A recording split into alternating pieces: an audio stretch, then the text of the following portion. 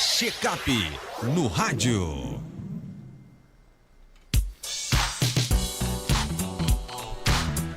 Check-up no rádio desta terça-feira, o médico geriatra Belísio Neto e abordará um tema muito importante para a saúde da população idosa.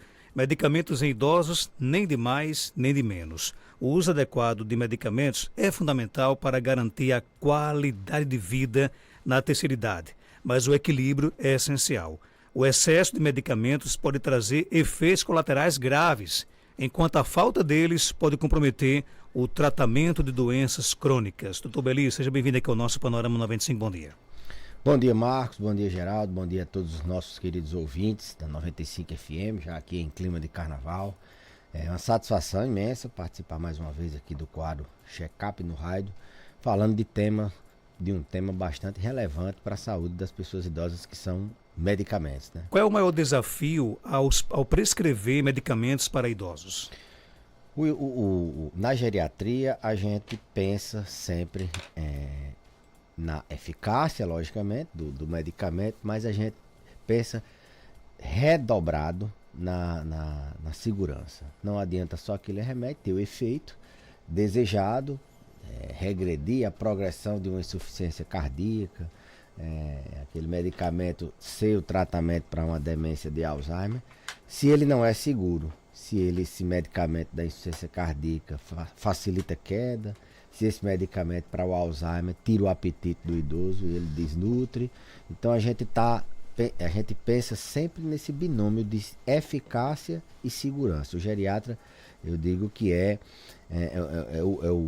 o que vai contra ao que todo mundo sai prescrevendo. Não, vai na especialidade, ele medica visando sempre a eficácia daquele medicamento, que aquele medicamento agora é um medicamento novo, que tem essa vantagem, só que esquecem de contar, às vezes, o risco que aquele medicamento, que para um idoso pode ser um risco muito alto. A gente sabe que estatísticas americanas, por exemplo, eles têm 30% das pessoas que internam, elas têm como causa reação, ou direta ou indireta, tem uma relação com reação adversa a medicamentos. Reação adversa a medicamentos é a principal causa, é o principal fator de efeitos adversos, de iatrogenia, que a gente diz, de uso inadequado de medicamentos. São as reações adversas. Então, a gente na geriatria vê muito essa questão, não só da eficácia, mas da segurança também, como você falou.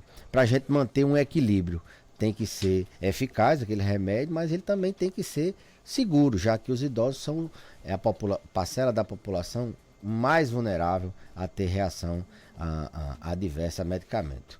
E o outro lado também, não é só ver a segurança e a eficácia, mas também ver se realmente aquele medicamento está sendo usado de maneira correta. A gente não pode também pecar pela omissão.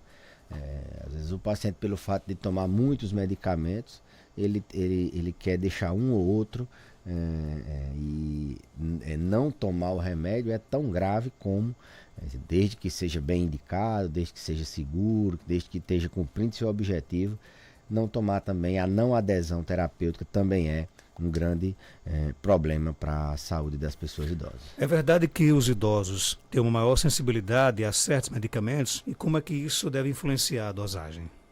Os idosos, eles têm sim a palavra seria sensibilidade, seria mais vulnerabilidade a determinados medicamentos. Tem alguns medicamentos que classicamente a gente evita. Existe um consenso, uma força-tarefa americana que juntou e meio que organizou quais são os medicamentos que potencialmente podem causar problemas dos indivíduos. Chamam-se os critérios de Beers. Na Europa também tem uma ferramenta chamada de critérios Start-Stop, que também orienta mais ou menos quais são aqueles medicamentos que trazem mais risco ao paciente, ou que podem causar um efeito adverso se junto com esse, com aquele. se é hora de começar, se é hora de parar aquele medicamento. Então, existem ferramentas que norteiam o uso de medicamentos em idosos, e isso não é da nossa cabeça, isso a gente segue mais ou menos essas ferramentas. Então, alguns medicamentos, eles classicamente, eles são inapropriados para pacientes idosos, como por exemplo medicamentos anti-inflamatórios. O idoso tem muita dor, é muito comum ele se automedicar com anti-inflamatórios. Os anti-inflamatórios, eles podem desencadear insuficiência renal, eles podem desencadear alterações cardíacas, elevação dos níveis de pressão, pode desencadear hemorragia digestiva, sangrar, fazer uma úlcera, além de interação com outras medicações. Então, anti-inflamatório, sim, ele pode ser usado, mas de maneira muito controlada, muito supervisionada, passada por um médico que tenha experiência e que veja o outro lado da história também, veja a questão da segurança. É um exemplo. Mas os benzodiazepínicos, por exemplo, aqueles remédios de tarja azul não, de receita azul, de tarja preta, eles também são pouco utilizados, eles são pontualmente utilizados em algumas doenças. Via de regra, a gente não prescreve, a gente, pelo contrário, a gente tenta desprescrever quando é necessário. Outros medicamentos, a classe de antidepressivos tricíclicos, né? Amitriptilina, nortriptilina, são medicamentos que a gente também quase não usa pelos seus efeitos anticolinérgicos. Eles dão boca seca, dão intestino preso, eles aumentam o risco de arritmia, eles dão esquecimento, eles alteram a cognição, eles facilitam quedas, aumentam o risco de hipotensão ortostática. Então, 3 exemplos de medicamentos que são medicamentos que os idosos são bastante vulneráveis a tomar e ter efeito adverso com esses medicamentos. Mas o contexto de idosos muito medicados, muitos com várias doenças, cada medicamento tem sua individualidade, os objetivos são um pouco diferentes, mas a gente sempre tem em mente a segurança do medicamento. O objetivo é a eficácia, mas é também a segurança. O ouvinte pergunta aqui: idoso com 94 anos de idade pode tomar magnésio treonato? Se tiver deficiência de magnésio, pode. Porque assim, há eu diria uma pandemia de uso de magnésio nas pessoas. Um idoso de 94 anos, se ele não tiver nenhuma outra prioridade, o magnésio não vai resolver a vida dele. Se ele quebrar um osso, o magnésio não vai resolver. Se ele fizer um apendicite, o magnésio não vai resolver. Se ele tiver diabetes, o magnésio não vai resolver. Se ele tiver hipertensão, o magnésio não vai resolver. Se ele tiver uma demência, não vai resolver. Magnésio é para quem não tem uma doença e quer talvez tenha uma ou outra evidência de que ele melhora o sono. Até eu vou ter muito cuidado de falar do magnésio, que as pessoas são apaixonadas por magnésio. Mas num paciente de 94 anos, se ele tiver outras prioridades, a canalização das energias tem que ser todas para as outras coisas, para as doenças que ele já tem. Mas se é uma pessoa mais jovem, que não tem nenhuma doença, está querendo qualidade de vida, a gente pode até pedir para o nutricionista orientar se é para suplementar ou não esse tipo de substância que está aí na internet, todo mundo usando, em virtude de achar que vai melhorar muitas coisas. E na verdade o magnésio ele tem suas funções. Por exemplo, ele está relacionado com a absorção do cálcio. O magnésio está relacionado com a condução do impulso nervoso. Quem tem deficiência de magnésio pode entrar em convulsão, quem tem deficiência de magnésio pode ter hipocalemia. Então, magnésio tem suas funções, tem funções nos ossos, mas se a pessoa tem níveis de magnésio normais, suplementar é contestável. Mas contestável, que eu digo, não é errado, mas é contestável, não é para sair por aí. Vamos gastar as energias com o que a gente precisa saber, não usar medicamentos em excesso, nem também deixar de tomar aqueles que são necessários, porque o que eu vejo é pessoas substituindo os medicamentos por medicamentos assim, que ele tem aquela ilusão que são naturais, que não fazem mal, e que isso é tão perigoso como tomar um medicamento que causa efeito adverso. Quais são os riscos da automedicação entre os idosos? E como é que os familiares podem ajudar a evitar esse comportamento? Os idosos, eles são aquela parcela da população, estatisticamente, que tem mais doença, né? Então, naturalmente, eles tendem a usar, necessitar mais de medicamentos, porque tendem, estatisticamente, a ter mais doenças. Os idosos de hoje, eles têm mais doenças crônico-degenerativas. Hipertensão, diabetes, eles têm a demência, eles têm depressão, tem osteoporose, tem várias doenças que podem necessitar de medicamentos. Doenças no coração, Parkinson, são doenças que requerem uso continuado de medicamentos.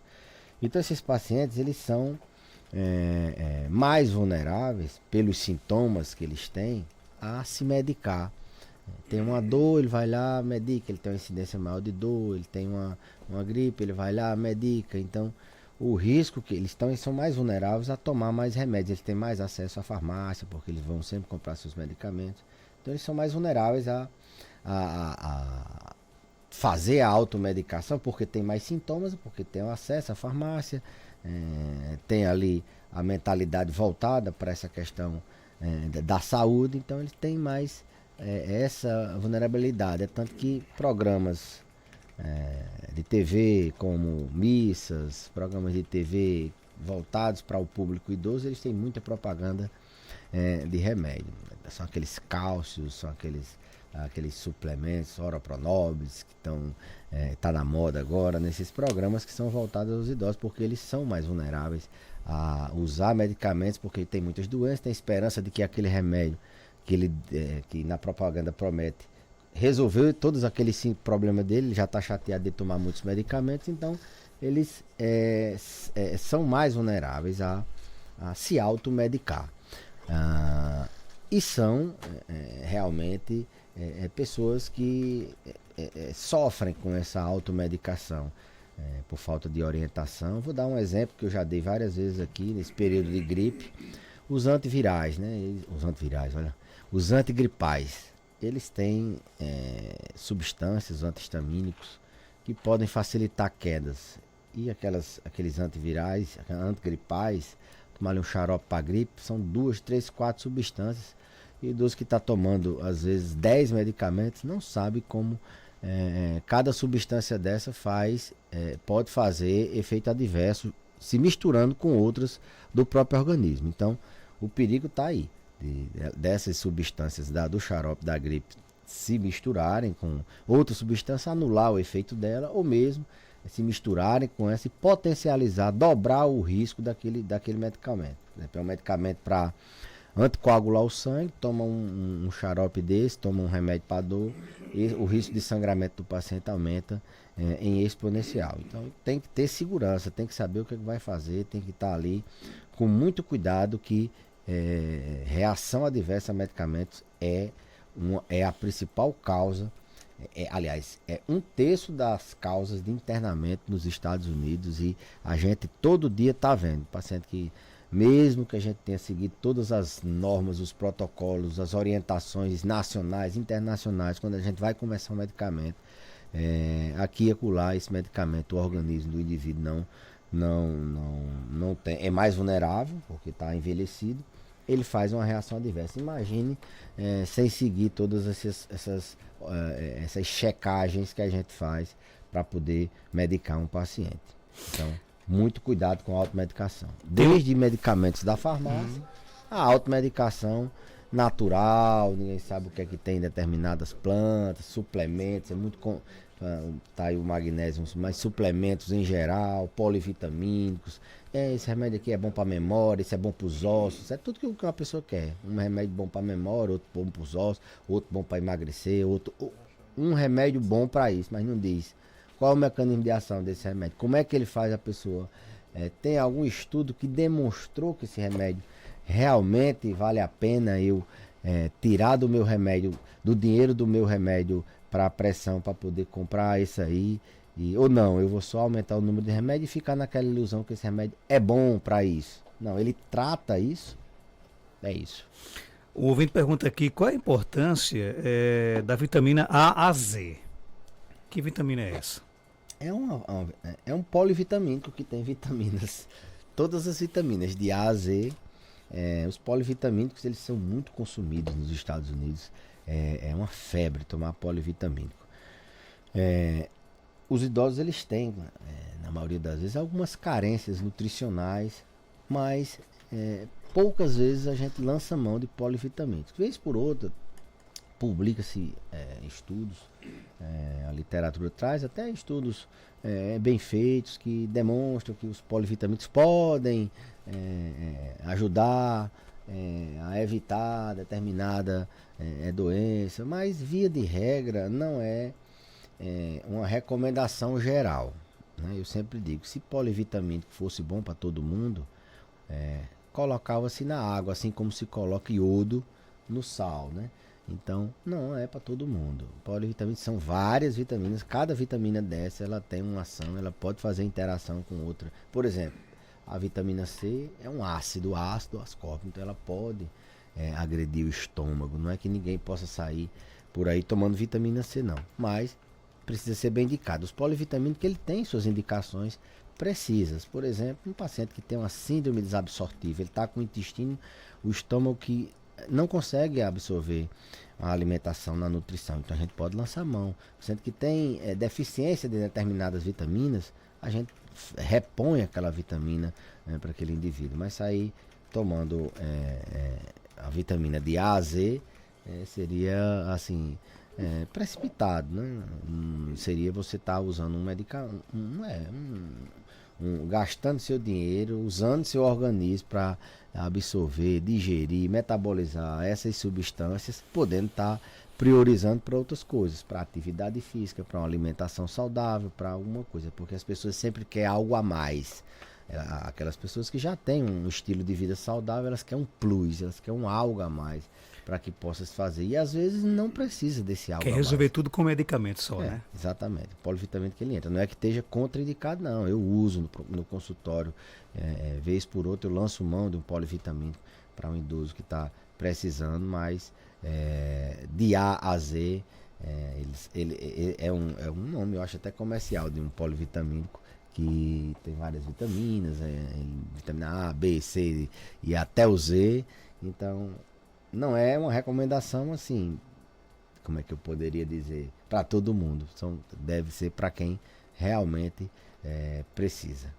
Tem ouvindo com a gente, bom dia. Bom dia, Marcos Danta, doutor Belísio.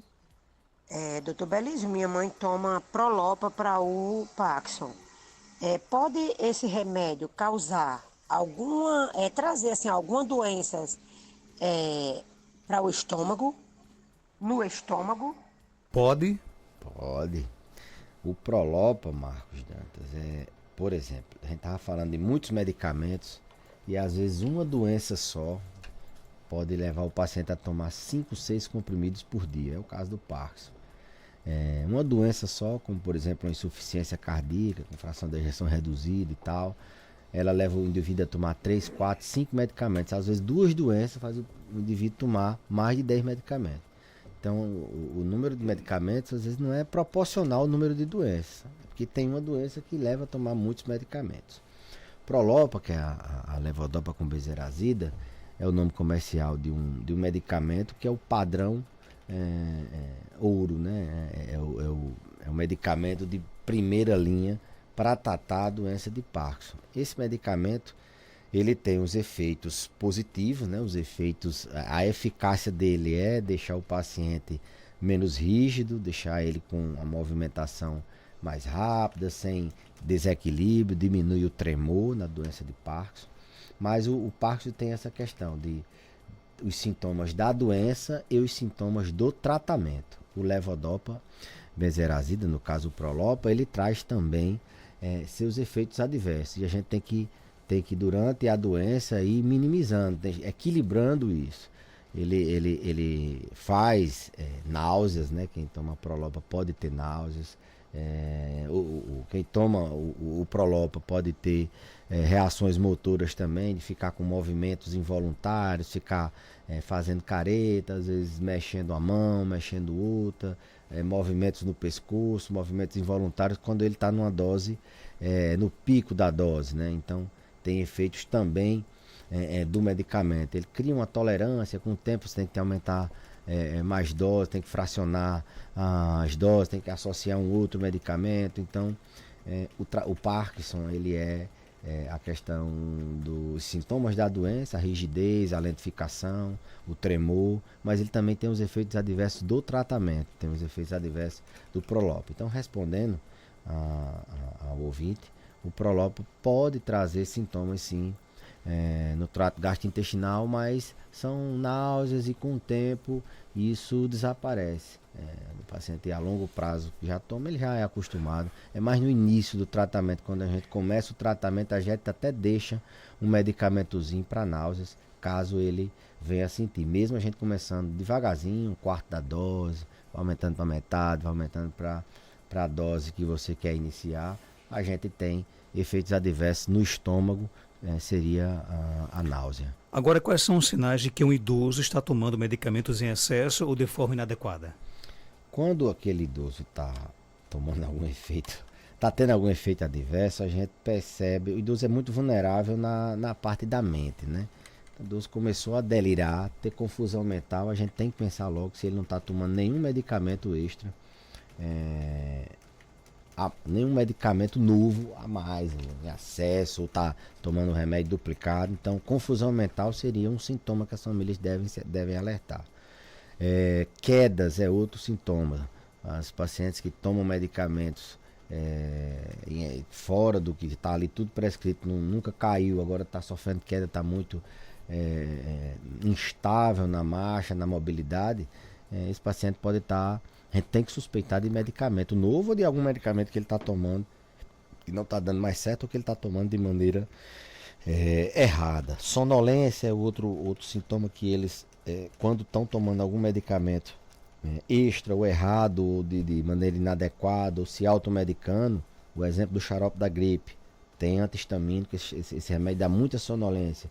Então o paciente está muito sonolento, ou ele está sem dormir, a gente tem que pensar em medicamentos, ou ele está com a dor no estômago, está vomitando. São sintomas que podem levar a família a pensar em muitos medicamentos inadequados. O que eu sempre peço para as famílias fazerem é checar aquela sacolinha de remédio, principalmente esses idosos que gostam de tomar medicamentos, sempre estão se automedicando. Checar primeiro e ver se está tudo na validade correta, aquela farmacinha que ele tem para emergências, porque às vezes vai acumulando ali, um remédio tem 2, 3 anos que está vencido, está ali na farmacinha. Se está num ambiente, né, de estocagem seguro, se aquele medicamento não era para estar na geladeira, se aquele medicamento não está aberto, se aquele medicamento, aquele comprimido não está aberto ali há muito tempo, se não está num ambiente muito quente, então tem que ter saber onde é que está e depois ver o que realmente aquele medicamento, se aqui está precisando. Mas foi um tratamento que durou uma semana ou 2, um mês, o paciente sobrou a caixa, ficou por ali, e vez por outra que ele tem um sintoma, ele toma, então isso diminui o risco. Fazer essa limpeza na sacola de medicamentos da farmacinha dele em casa. E os familiares que amam, que cuidam bem dos seus idosos, eles devem ter por prática, pelo menos semanalmente, checar os medicamentos, se está tomando a quantidade, se está tomando certo, botar aqui mamãe, papai, vovô, vovó, esse aqui, você está tomando como? E esse está tomando como? E esse está tomando como? E esse outro que apareceu aqui que não estava na prescrição do Dr. Belísio?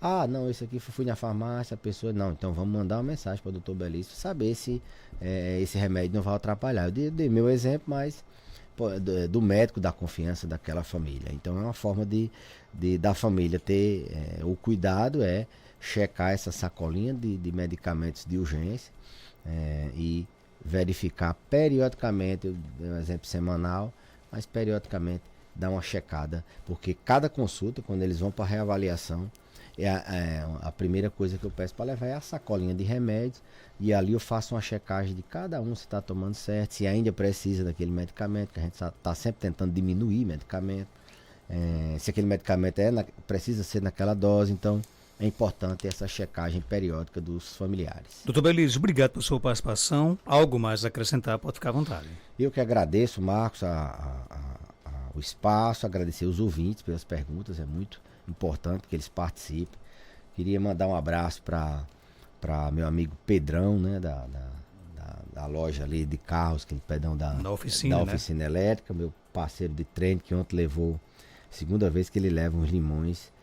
Biligui, o nome do limão. Biligui? É um limão bem diferente. Agradecer a ele e mandar um forte abraço e pedir para todo mundo rezar pelo meu padrinho que está muito doente no hospital, Zé de Alencar. Está se recuperando de uma internação, de uma cirurgia na UTI, mas a gente ainda está batalhando bastante por ele. O pessoal me pergunta muito na rua, mas ele está um pouco melhor do que já esteve. Está melhorando aos poucos, mas está melhorando. Forte abraço e até a próxima semana. 7h50. Já já a gente volta com mais informações aqui no nosso Panorama.